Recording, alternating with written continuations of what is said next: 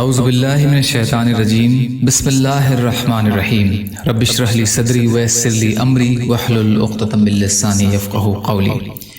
11 محرم الحرام، اسلامی تاریخ، حضرت نوح علیہ السلام کا قصہ۔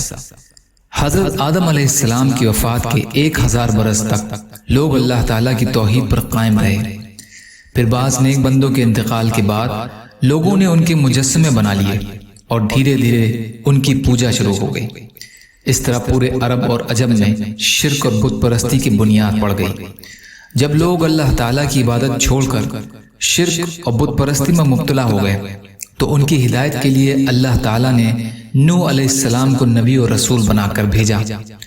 نوح علیہ السلام کا شمار دنیا کے عظیم الترین انبیاء میں ہوتا ہے۔ یہ سب سے پہلے نبی اور رسول ہیں۔ ادریس علیہ السلام کی تیسری پشت میں حضرت آدم علیہ السلام کی وفات کے 1025 سال بعد دجلہ اور فرات کی وادی کے درمیان ملک عراق میں پیدا ہوئے۔ اللہ تعالیٰ نے قرآن پاک میں 43 مقام پر ان کا تذکرہ فرمایا ہے۔ اللہ تعالیٰ کی قدرت، بادل۔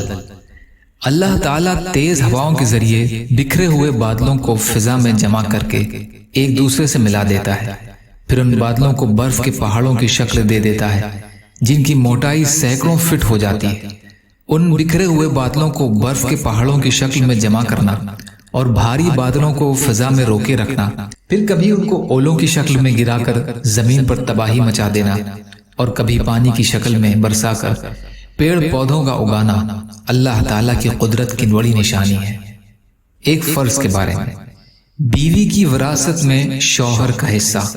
قرآن میں اللہ تعالیٰ فرماتا ہے تمہارے لیے تمہاری بیویوں کے چھوڑے ہوئے مال میں سے آدھا حصہ ہے جبکہ ان کی کوئی اولاد نہ ہو، اور اگر ان کی اولاد ہو تو تمہاری بیویوں کے چھوڑے ہوئے مال میں چوتھائی حصہ ہے۔ تمہیں یہ حصہ ان کی وصیت اور قرض ادا کرنے کے بعد ملے گا۔ سورہ نساء آیت نمبر 12۔ ایک سنت کے بارے میں، وضو کا پانی کھڑے ہو کر پینا۔ حضرت حسین رضی اللہ تعالی عنہ بیان کرتے ہیں کہ ان کے والد حضرت علی رضی اللہ تعالی عنہ نے وضو کیا اور وضو کا بچا ہوا پانی کھڑے ہو کر پیا۔ میں نے تعجب کیا، مجھے دیکھا اور کہا کہ تعجب کی کیا بات ہے؟ میں نے رسول اللہ صلی اللہ علیہ وسلم کو اسی طرح کرتے ہوئے دیکھا ہے۔ نسائی کی حدیث۔ فائدہ، وضو سے بچا ہوا پانی اور آب زمزم کھڑے ہو کر پینا یہ سنت ہے۔ ایک اہم عمل کی فضیلت، شکریہ ادا کرنے کی دعا۔ رسول اللہ صلی اللہ علیہ وسلم نے فرمایا جس شخص کے ساتھ بھلائی کا معاملہ کیا گیا اور پھر اس نے بھلائی کرنے والے کو جزاک اللہ خیرا یہ کہہ دیا تو گویا اس نے شکریہ کا حق ادا کر دیا۔ ترمذی شریف کی حدیث، راوی اسامہ بن زید رضی اللہ عنہ۔ ایک گناہ کے بارے میں، جھوٹی گواہی شرک کے برابر۔ رسول اللہ صلی اللہ علیہ وسلم نے فرمایا جھوٹی گواہی اللہ کے ساتھ شرک کرنے کے برابر ہے۔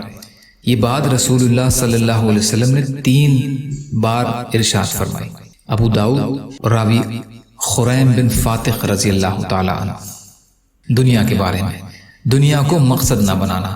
رسول اللہ صلی اللہ علیہ وسلم نے فرمایا جس شخص کا مقصد دنیا کمانا ہو اور وہ اسی کے لیے سفر کرتا ہو، اسی کا خیال دل میں رکھتا ہو، تو اللہ تعالیٰ غریبی اور بھوک کا ڈر اس کی آنکھوں کے سامنے کر دیتے ہیں۔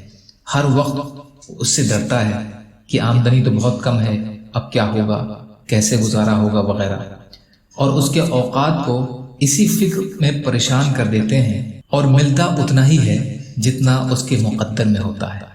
ترغیب اور ترہیب، راوی حضرت انس رضی اللہ عنہ۔ طب نبوی سے علاج، بیماری سے بچنے کی تدبیر۔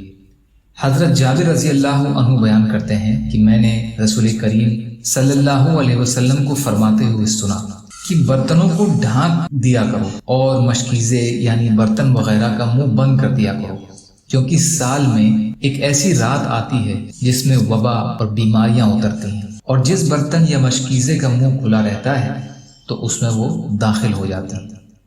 حدیث مسلم شریف کی ہے۔ قرآن کی نصیحت۔ قرآن میں اللہ تعالیٰ فرماتے ہیں اے ایمان والو، تم کئی گناہ بڑھا کر سود مت کھایا کرو اور اللہ سے ڈرتے رہا کرو تاکہ تم کامیاب ہو جاؤ۔ سورہ آل عمران آیت 130 کا ترجمہ۔ یا اللہ ہم سب کو کہنے سننے سے زیادہ عمل کی توفیق عطا فرما۔ یا اللہ جو مظلوم ہیں، پریشان حال ہیں، بیمار ہیں، قرض میں ہیں، بے روزگار ہیں، محتاج ہیں، ان کی مدد فرما۔ یا اللہ جو مانگا وہ بھی عطا کر دیجیے، جو بھول گئے ہوں اپنے فضل کرم سے عطا فرمائیے، برحمتک یا ارحم الراحمین۔ لا الہ الا اللہ محمد رسول اللہ۔ السلام علیکم۔